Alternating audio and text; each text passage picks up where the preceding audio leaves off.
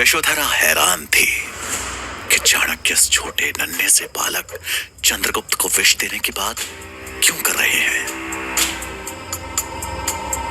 ये विष मैं चंद्रगुप्त को कैसे दे सकती हूँ? यशोधरा,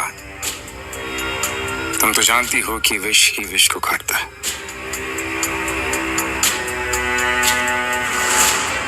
मैं चंद्रगुप्त को इतना शक्तिशाली बना दूंगा कि उस पर किसी भी विष का प्रभाव नहीं होगा।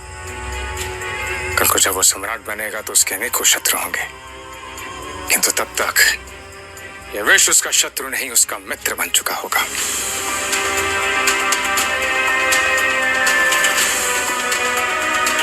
मैं चंद्रगुप्त को इतना शक्तिशाली बना दूंगा कि विष का कोई भी विष उसका बाल भी बांका ना कर पाए।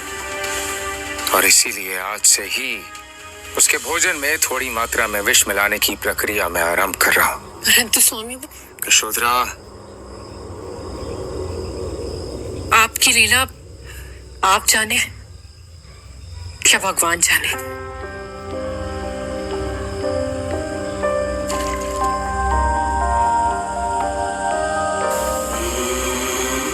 थोड़ी ही देर में विष ने अपना असर दिखाना शुरू किया।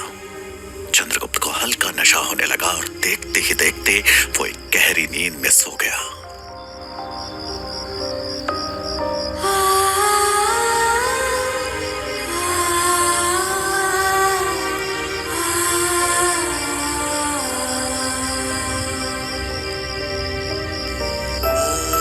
छोटे चंद्रगुप्त को इस तरह से सोते हुए देखकर यशोधरा उसे ममता भरी नजरों से बस निहारे ही जा रही थी।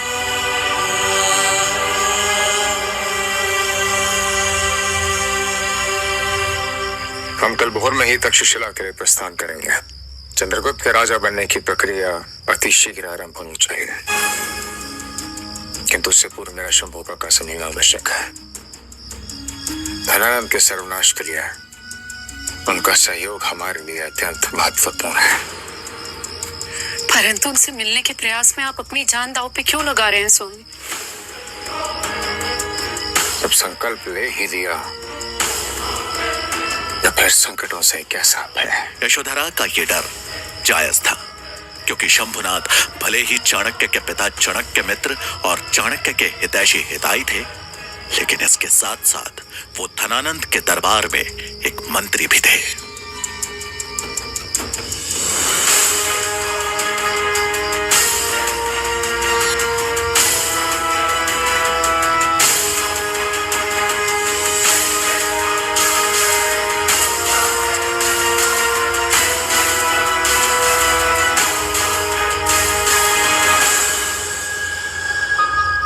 तभी शंभुनाथ अपनी पूजा समाप्त कर मंदिर से नीचे उतरने लगे।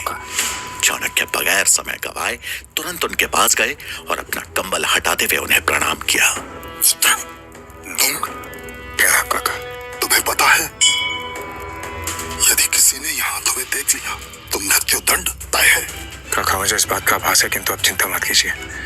इस समय किसी की दृष्टि नहीं है हम पे। मैं मात्र आपको ये बताने आया हूँ कि धनानंद के सर्वनाश की प्रक्रिया आरंभ हो चुकी है। एक बालक को मगध का भावी राजा बनाने की शिक्षा देने के लिए मैं तक्षशिला लेके जा रहा हूँ। और धनानंद को राज सिंहासन से उतारने के लिए मैंने जो योजना बनाई है वो आपके साथ के बिना सफल नहीं हो सकती, और इसीलिए आपसे मैं प्रार्थना करने आया हूँ।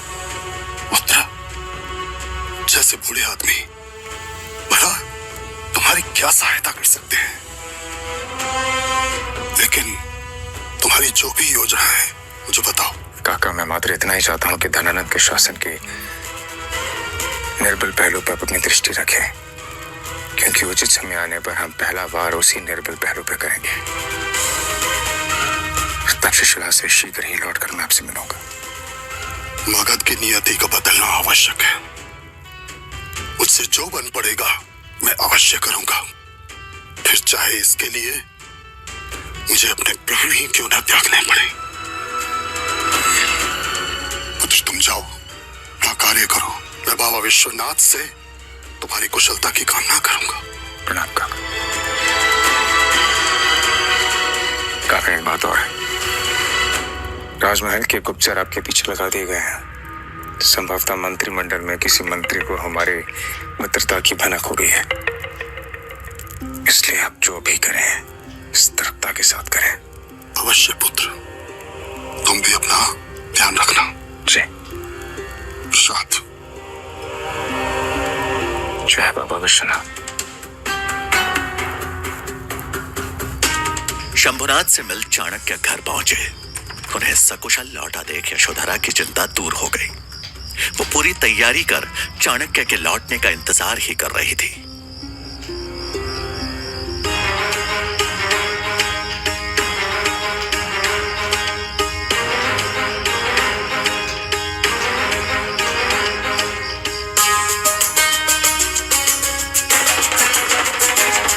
सूरज की पहली किरण निकलने तक चाणक्य और चंद्रगुप्त मगध की सीमा से बाहर निकल चुके थे। कुछ ही दिनों में चाणक्य तक्षशिला विश्वविद्यालय के द्वार पे आ पहुंचे। तक्षशिला का भव्य द्वार।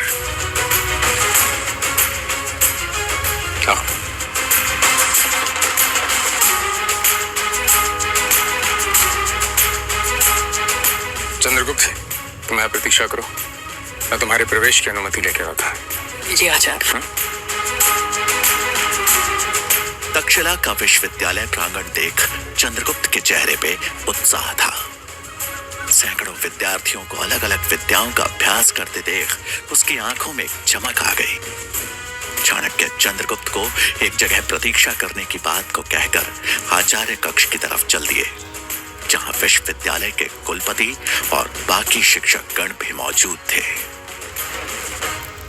कुलपति महोदय, शिक्षकगण,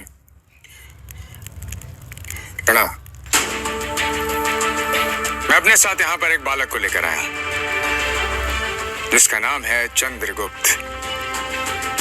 उसकी क्षमता का प्रशिक्षण करने के पश्चात ही मैं उसे अपने समक्ष लेकर आया। आपसे आग्रह है कि शिक्षा प्राप्ति हेतु आप उसे इस गुरुकुल में प्रवेश की अनुमति दीजिए। कुलपति महोदय, मैं आचार्य चाणक्य को याद दिलाना चाहता हूं कि यहाँ छात्रों के प्रवेश के लिए एक निश्चित परंपरा है।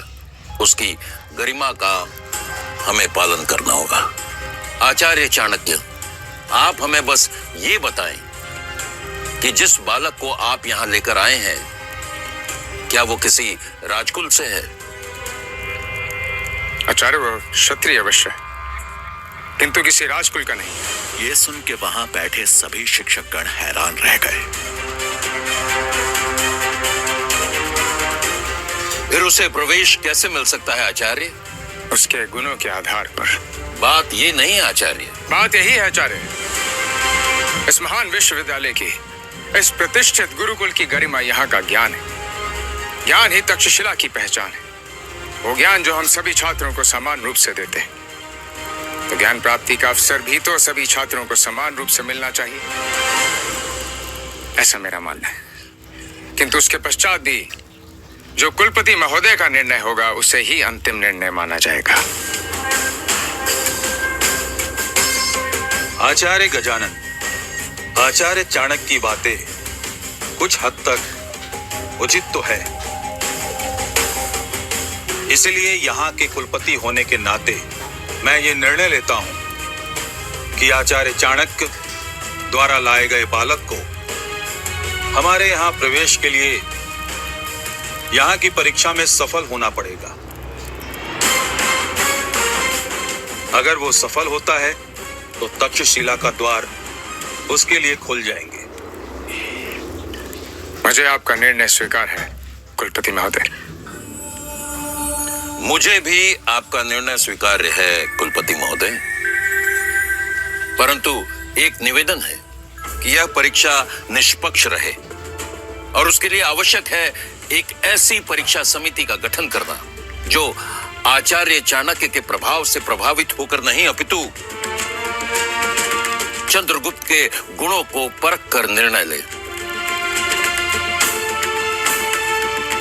मैं आपकी अनुमति से इस परीक्षा समिति का गठन करना चाहता हूं। अनुमति है। अनुमति मिलते ही गजानन के चेहरे पर एक कुटिल मुस्कान उभर आई।